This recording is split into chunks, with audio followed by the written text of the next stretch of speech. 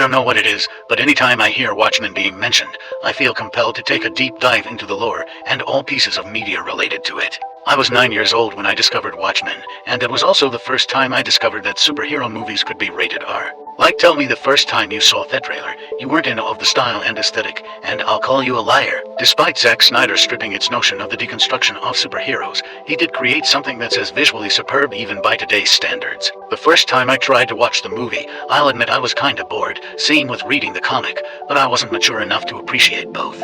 But the characters, media always kept lingering in my mind. This cast is perfect, well, all except one. For real though, Alan Ackerman's line delivery and portrayal of Silk Spectre to is weak. If they remade this to be exactly like the source material, for the most part I would keep some parts of the original cast, except maybe in a different way. I would keep Jeffrey Dean Morgan as the comedian, perfect for the role. He's like James Earl Jones with Mufasa. He was born to play this character. For Rorschach, I'd say keep Jackie Earle Haley as the voice or narrator, but I could see John Bernthal as Rorschach.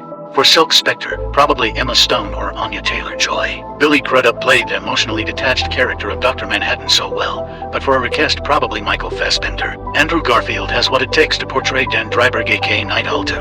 And for Ozymandias, definitely gonna say Eddie Redmayne.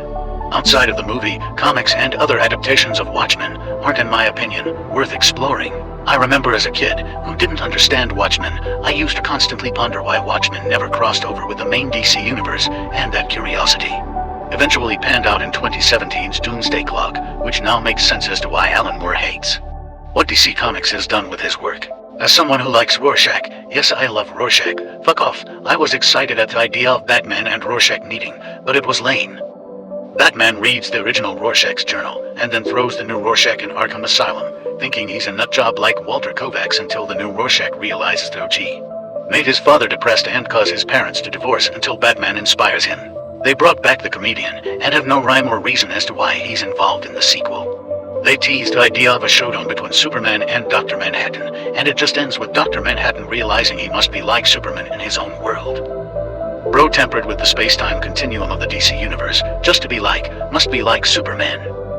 I'd say the only decent connecting media to the Watchmen franchise is the 2019 series, but I'm ashamed to say I didn't finish the last 3 episodes. I've only read before Watchmen featuring Rorschach and the comedian. Found Rorschach's backstory more interesting. With the madness of the state of the world right now, this story feels more and more relevant.